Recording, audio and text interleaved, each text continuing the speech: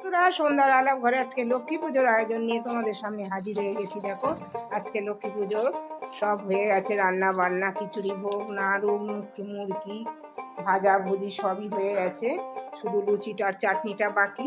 তাও তোমাদের একবার দেখিয়ে দিচ্ছি। এটা হচ্ছে লাবড়ার তরকারি, এটা হচ্ছে মুরগি, আর এটা হচ্ছে বন্ধুরা ভুনা খিচুড়ি, মানে ঝুরঝুরে খিচুড়ি যাকে বলে, ঘি তারপরে কাজু কিশমিশ দিয়ে করেছি, ঝোলা খিচুড়িও করেছি। আর এগুলো 5-7 রকমের ভাজা আছে, ওইখানে পায়েস আছে, আর এইখানে এই যে এটা হচ্ছে ঝোলা খিচুড়ি, এই যে চাটনি বসিয়েছি, আর এইখানে ময়দা মাখা আছে, এটা করলেই হয়ে যাবে। তারপরে বাকিটা বন্ধুরা তোমাদের ঠাকুর ঘরে নিয়ে দেখাবো কি কি সাজাবো। চলো দেখো বন্ধুরা, এবার লক্ষ্মীর ঘরও সাজানো হয়ে গেছে আমার।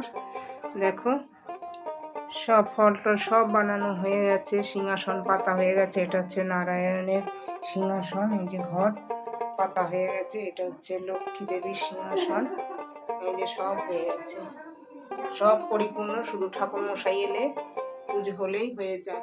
এই যে ভোগও দিয়েছি, ভোগেও সব রকম দিয়ে দিয়েছি।